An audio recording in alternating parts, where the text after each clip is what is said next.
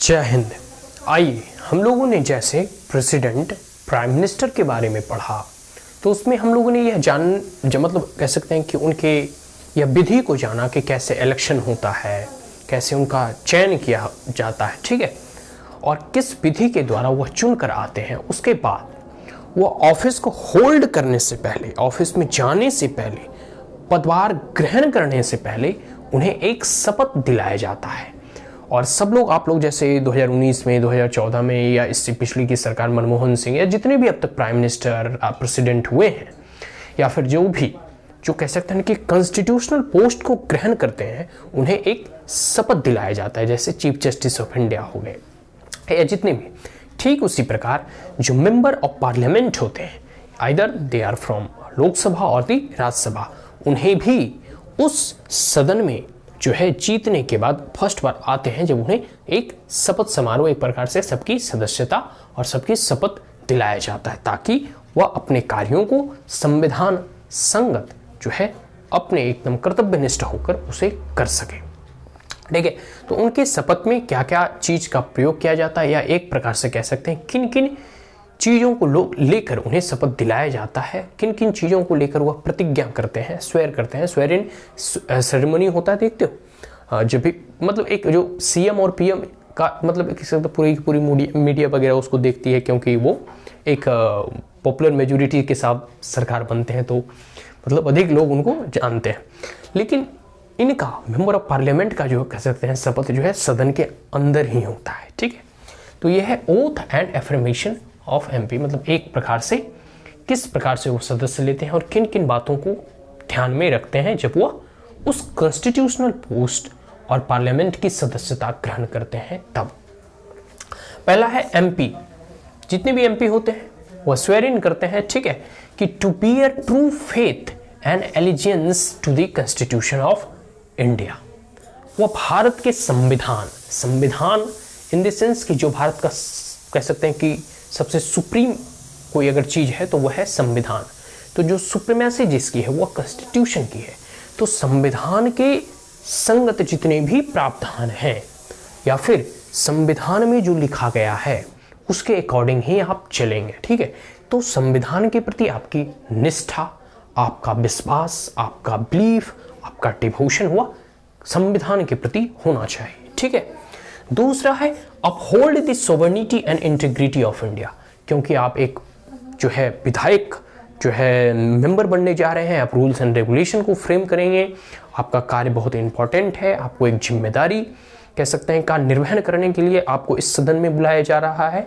तो आप इन तमाम चीज़ों को करते हुए आप एक बातों का ध्यान रखें कि इससे भारत की एकता, अखंडता और संप्रभुता पर कभी भी आंच ना आए। इसके लिए आपको इसकी इंटीग्रिटी एंड सोवेनिटी, अखंडता और इसके संप्रभुता के हमेशा अक्षुण्ण रखने का प्रयास करना है।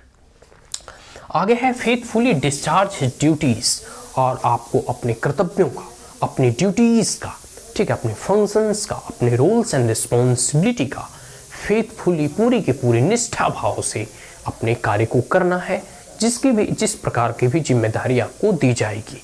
ठीक है, जैसे आपका काम है कानून बनाने का, तो उसमें भी आप निष्ठापूर्वक होकर उस कानून को बनाएंगे, उसे इम्प्लीमेंट करेंगे। ठीक है, ये जो है उन्हें शपथ दिलाया जाता है। और इसमें कहा गया है कि unless the member of parliament, मतलब संसद वगैरह, जब तक वह शपथ नहीं लेते हैं तब तक ना उन्हें सदन में वोट डालने का अधिकार मिलता है। जैसे वोट कब डाले जाते हैं सदन में, जब कोई बिल वगैरह टेबल होता है और उसे पारित करना होता है, या नो कॉन्फिडेंस मोशन पारित करना होता है, या सरकार को पहली बार अपनी बहुमत सिद्ध करनी होती है on the floor of the house. तो unless take the oath he can not vote and participate in the proceedings. जब तक वह ओथ नहीं ले लेते, शपथ नहीं ले लेते, तब तक वह उस सदन की कार्रवाई में पार्टिसिपेट नहीं कर सकते, अपनी कह सकते हैं उसमें भाग नहीं ले सकते, ना ही वोट डाल सकते हैं, ना ही कुछ बोल सकते हैं। तो उस सदन में सबसे हिलने के कह सकते हैं तुरंत बाद पहले उनकी शपथ दिलाई जाती है। आगे है पेनल्टी। पेनल्टी भी दिया जाता है कि अगर आपने शपथ नहीं लिया और आप जो है इसमें वोट डाले या फिर इस सदन में बैठे हुए हैं, इस परिस्थिति में आप पर जो है जुर्माना लगाया जाएगा। एंड कोई कोई व्यक्ति होते हैं जो कि डिस्क्वालीफाई कर जाते हैं, ठीक है। हम लोगों ने डिस्क्वालिफिकेशन के रीजंस को जाना कि किन किन ग्राउंड पर डिस्क्वालीफाई करते हैं।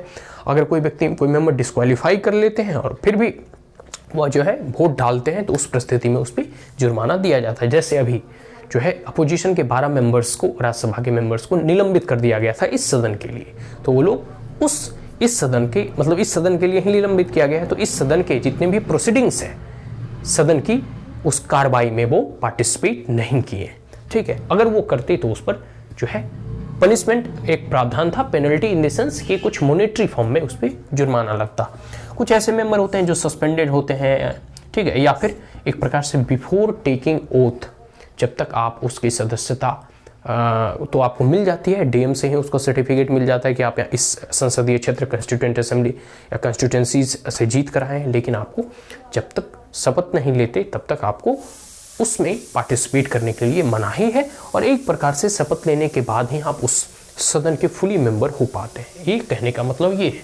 तो oath and affirmation of the MP, जो भी एमपी होते हैं, जो भी संसद होते हैं, वो जो है अपने पोस्ट को ग्रहण करने से पहले जो है संविधान के प्रति निष्ठावान होते हुए राष्ट्र के प्रति इसकी एकता, अखंडता और संप्रभुता को अक्षुण्ण रखने के लिए जो है वह शपथ लेते हैं, प्रतिज्ञा करते हैं। इस डेट क्लियर? तो हम लोगों ने जान लिया इन तमाम चीज़ों को। अब हम इसे यहीं समाप्त करते हैं। So if you are the first time on my channel, then like it, share it, as well as subscribe it. Also press the bell icon. If there were any queries, comments, suggestion, advice, you may comment in the comment box. Thank you once again. Have a great day.